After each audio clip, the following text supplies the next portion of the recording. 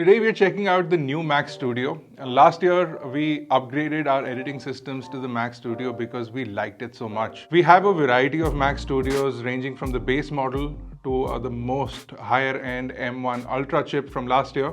This time around we've got a mid-range. It's an M2 Max variant and it's got some middle of the line specifications. But let's talk about prices this time around. So last year the Mac Studio was launched at roughly 1,90,000 rupees, and this year it's been bumped up to 2,10,000 rupees approximately.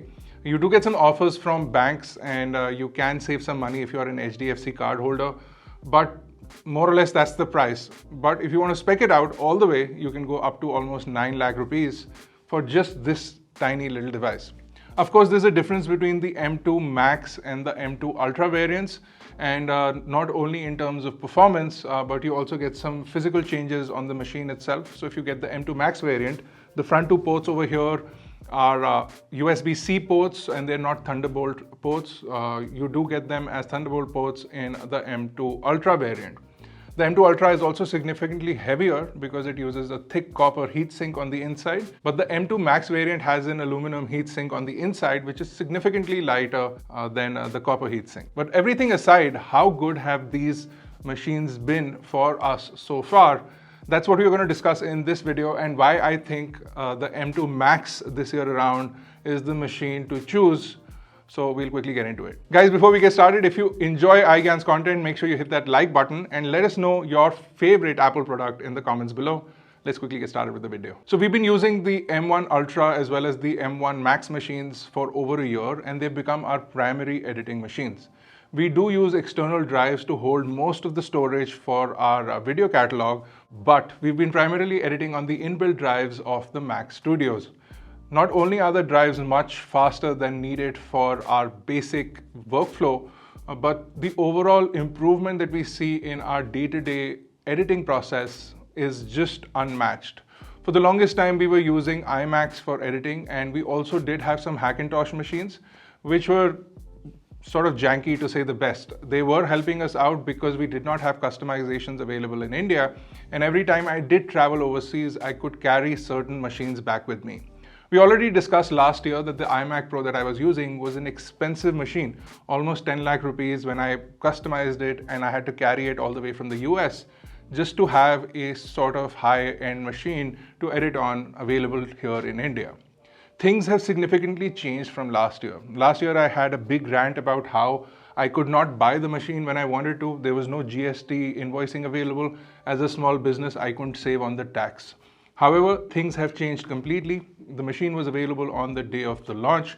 You can customize it all the way at the Apple website, and then you can also get a GST invoice directly from the Apple website, which then saves you the hassle of running around trying to find a customizable machine.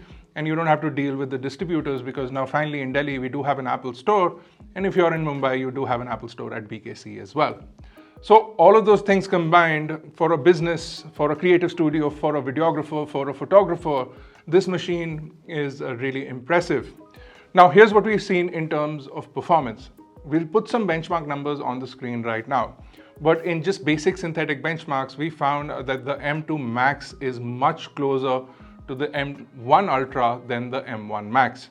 There is a significant 30% boost that Apple claims, and we found it to be correct in running those benchmarks. The M1 Ultra is still the fastest to render out things, and if we edit a big video on Final Cut and we run it side by side, we find that the M2 Max is significantly faster than the M1 Max, but it's still slower than our fully spec'd out M1 Ultra. That being said, you can get the M2 Max variant for around 2 lakh rupees, but the M2 Ultra variant can run you upwards of 4.5–5 lakh rupees. So you can get the performance of the M1 Ultra for a significantly smaller fraction of the price with the M2 Max. We also ran some Blender renders, and we found the same kind of results in that as well. Cinebench also showed us the same exact results. So benchmarks and our own experience proves that the M2 Max is significantly more powerful than the M1 Max, and that is also what Apple claimed, so there's no complaints there. If you're a pro studio where you're editing full-fledged feature films or even TV shows, you might want to spend the extra money and get the M2 Ultra, but for us, the M2 Max does seem to be the more sensible option with a price to performance aspect ratio. I would highly recommend that you get the SSD upgrade that Apple does sell.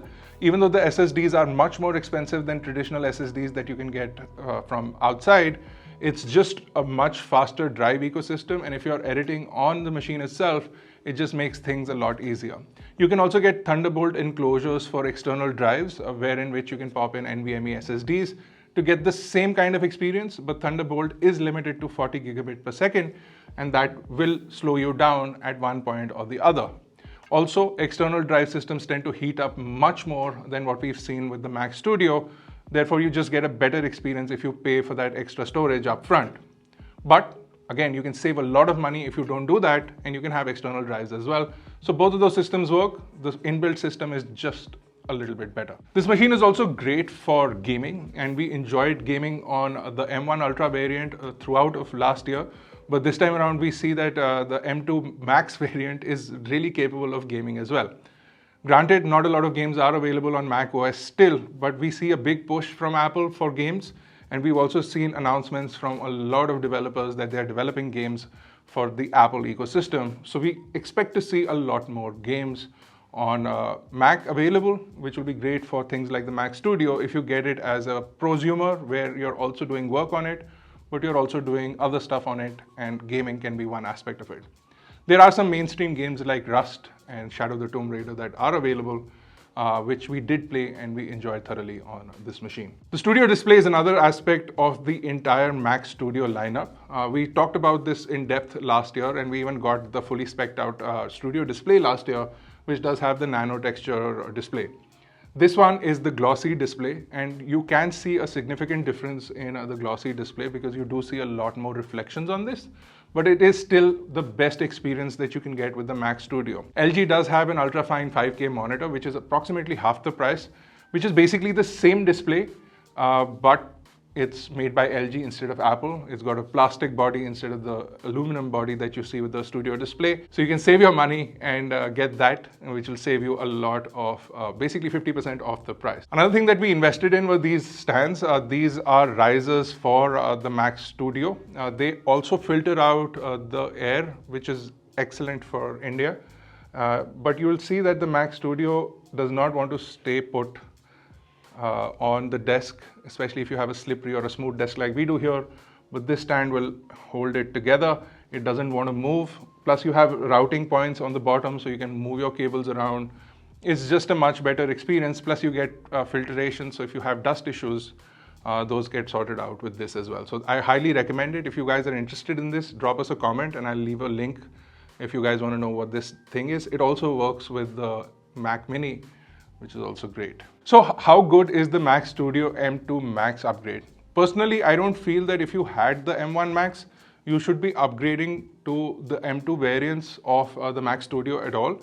I'm still going to be using the M1 Ultra variant personally myself. It is still a little bit faster than the M2 Max variant, but the machines that were launched last year were already overpowered considering our workflow. We do have certain workflows that do tend to struggle even with the Mac Studios, even with the Mac Studio Ultra, but that may be solved with the Mac Pro, who knows? But for everything else, for everything that we struggle with, for making videos, for importing content, for things like Photoshop, for things like image management, the Mac Studio has been extremely powerful and extremely easy to use. And after 1 year of using this device, we still don't feel that the M1 Max is outdated. The M2 Max is just a big boost forward. So we are getting much more performance for slightly more money, but it's just a massive upgrade already. So we're excited to test this machine this year as well and see what kind of difference we get. But we feel that the M1 Max variant will continue to serve us for at least a few more years, if not 1 year at least. The displays also seem to be the best for video editing as well as in terms of colors. We've never had to calibrate the display since we got it because colors and all the other features have been more or less accurate. The inbuilt speakers also help with a lot of video management because you're not constantly wanting to switch between audio sources, and everything is built in to the Mac Studio and the operating system. So even if you have headphones plugged in, you can switch from the speakers to the headphones without any problems. These little things improve your everyday editing process and give you much faster outcomes.